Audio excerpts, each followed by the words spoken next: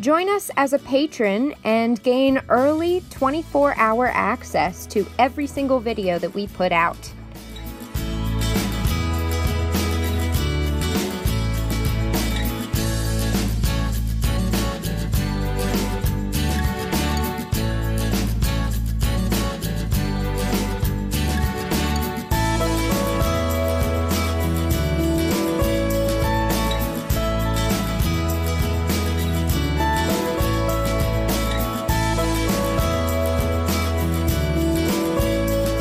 For some reason, Herbie has thought that it'd be fine to drill inside over the sink. Yes, because all the drill shavings and stuff go in the sink.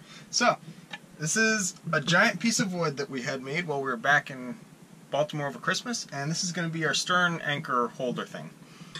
So, I'm just going to drill some holes to mount the stern roller, and we'll get that bedded down.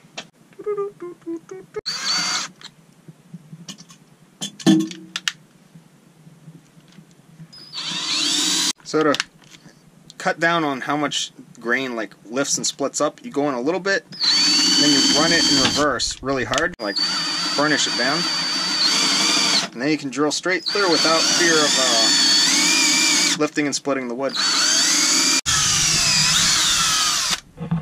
Alright, one hole down, two to go. First.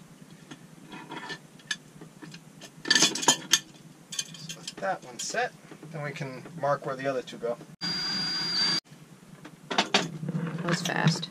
Yes. Okay. So that seats well, and the idea is the anchor's going to sit here, and the flukes will actually just hook onto this giant piece of wood here. And that's it. So we're just going to, now that we have it dry fit, we're going to pull it all apart, put some bedding compound in, and then bolt it back down. So I'm going to use polysulfide. So this is Life Caulk by Boat Life, and I'm using white. And it's a really nice agent to use for bedding. One of the things is it sets with moisture. So you can actually use this underwater, and it'll cure underwater. It's great stuff. And it remains flexible, so it won't crack. So as the hot sun beats down on this thing and the wood flexes, this isn't going to dry out and crack. It's going to actually stay kind of rubbery and flex with everything. So it keeps the water out and keeps it all sealed up.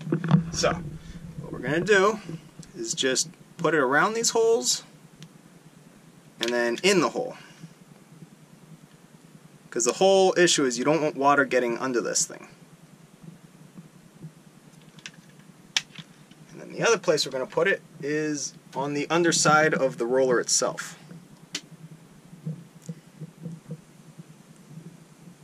So this will keep water from getting under there and then just starting to rot. Now, when we set it down, there's going to be excess, and the excess is going to ooze out, and that's fine. Because polysulfide's really easy to clean up. So all you do is let it cure fully, and then just kind of cut it off with a knife, and it peels right up. It's so easy to work with.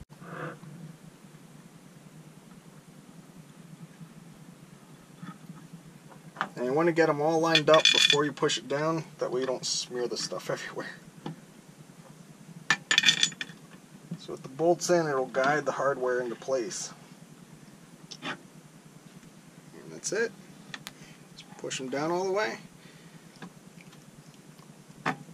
So then we flip it over,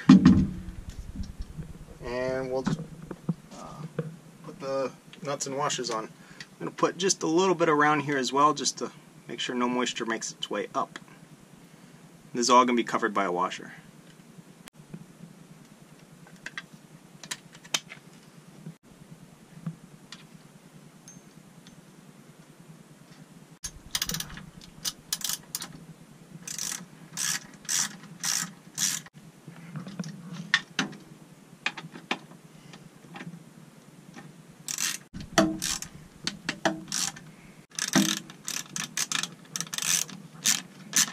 So now it's bolted on, and you can see the excess polysulfide that's blubbed out around it. Just leave it. If you try and wipe it off, it's going to smear everywhere, and then you're going to have more work trying to get it peeled up. Just let it cure, and then when it's cured, you just take a little knife and score it, peel it off, and if there's anything kind of thin, you just take a brush and just scrub at it, and it'll just come right off. So it's really good stuff, and it's easy to work with. And if you get any on your hands, Just take a wet paper towel and rub it, and it comes right off as well. While this guy cures, we're gonna go out and get some dinner in town. Where are we heading? I can't remember. Mantis Island bar grill thing? It's good enough for me. Let's go.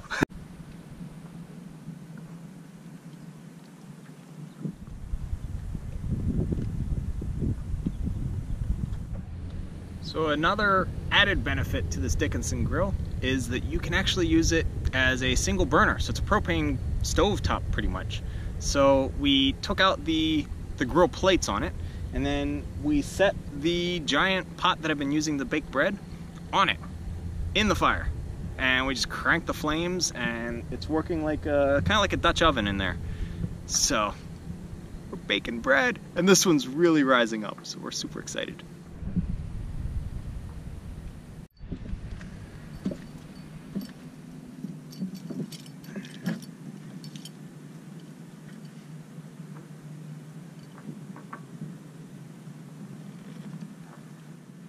If I said the name, would you recognize it? Bristol channel cutter? Yeah. Oh! Yeah. Oh wait, that's bird. Oh, that out there was because it went under. Okay, well that's me. Yes, that one. But over there. So it's been baking for a while, and we flipped it, and I think that now it's ready to take off. So we're going to see if the bread's done cooking. So I'm just going to turn down the fire some so it doesn't, you know, burn me.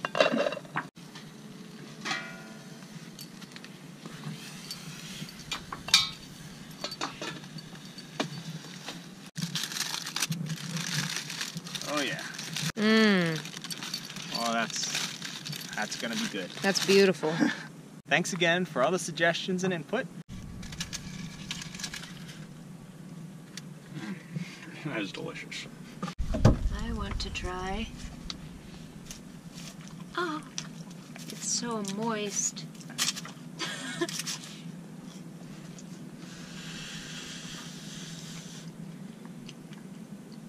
Patience.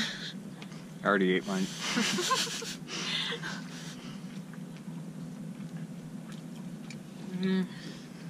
Oh yeah.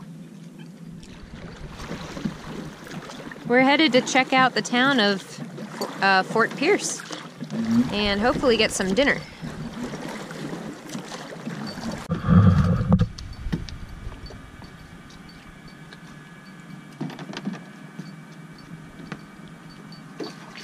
Yeah. Yeah.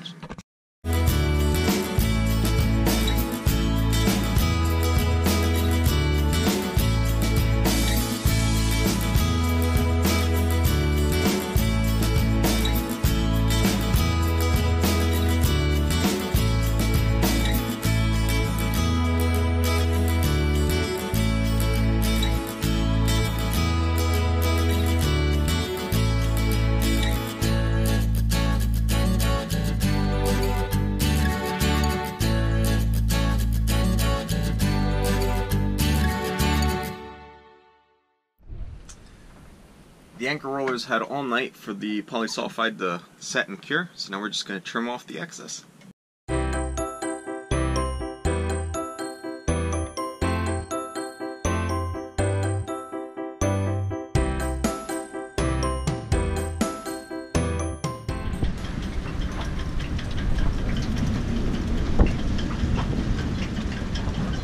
Have our loaf of bread. We're going to have it with some olive oil and pepper. It's going to be so good. So it's a lot fluffier and lighter.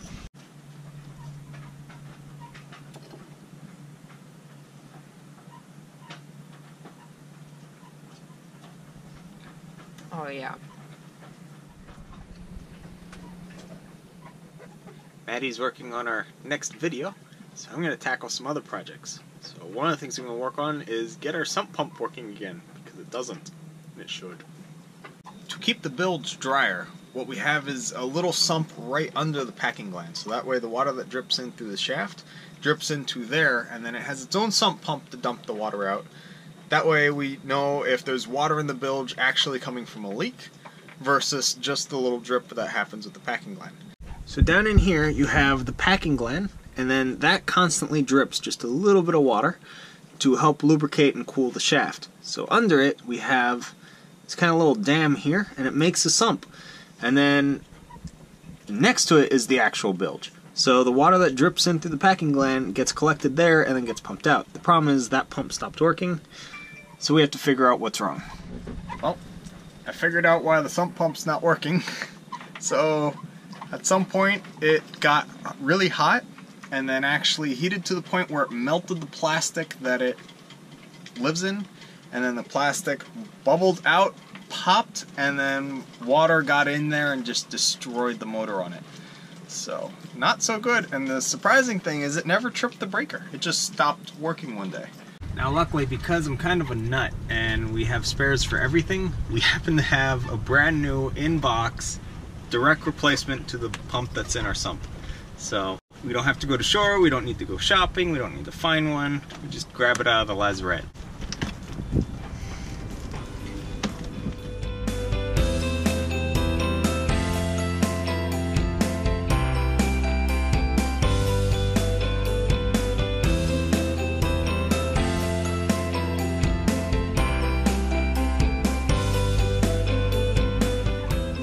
The old bilge pump, it used to live pretty much constantly dripped on by seawater, so it got lots of marine growth on it. So in this mess, you can see what used to be this guy. So what we're going to do is simply attach the replacement right where it goes. So no, I don't recommend carrying spares for every single thing like we do, but it sure is handy. It just takes up a lot of space. Maddie made some delicious chicken and pesto pasta. So now we're just doing the dishes, so it's great because we can do all the dishes and scrub them all up with salt water, get all the soap off, and at the very end we simply rinse the salt off with the fresh water. So we use pretty much no water and we have clean dishes. And I am folding the laundry. A very exciting task. Today we got a whole bunch of projects done. We got the nav light mounted and we got the stern roller pretty much assembled.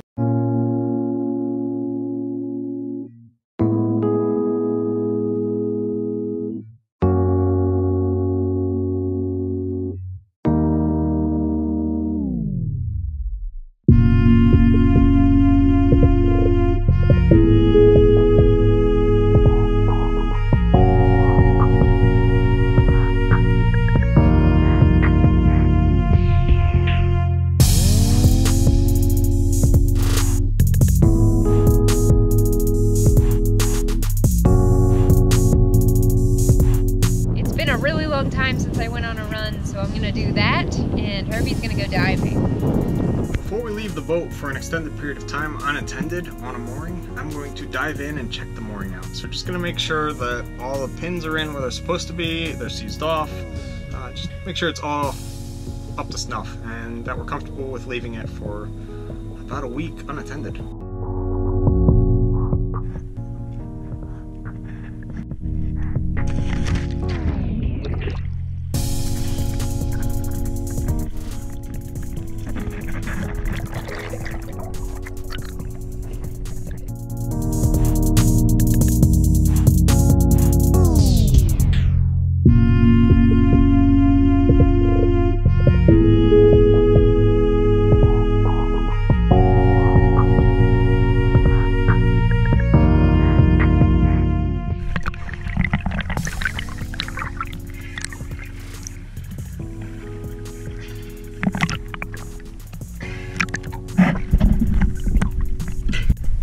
Setup on the mooring looks good.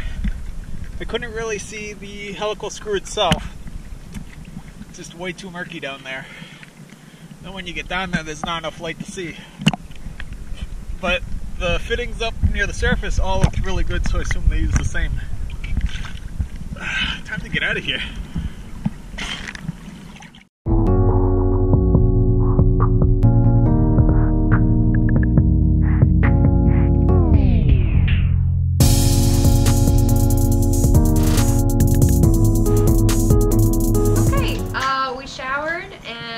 Feel great, so now we're gonna just take a walk into Fort Pierce, try to find some goodies to eat, and take advantage of this pretty day.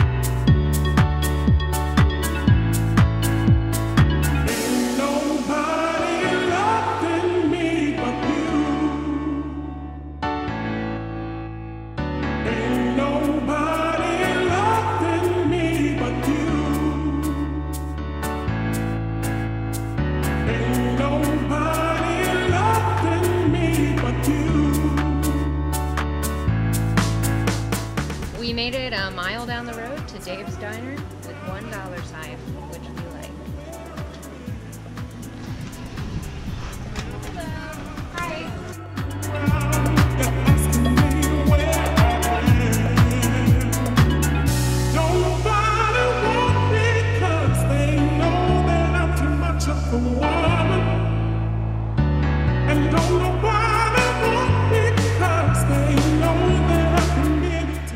Sunny side of life.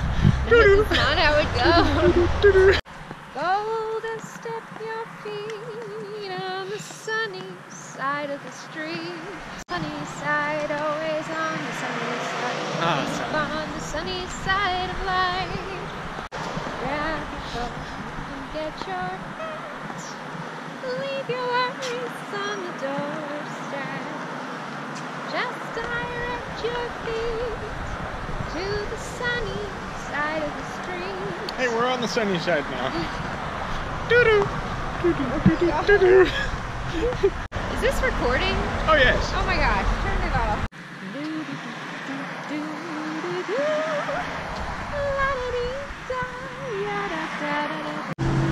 It is so bright. It is very bright, but it's gorgeous. There's the sun, and it's so warm in the sun, and the palm trees, and the water, and my belly is full. And we had ice cream.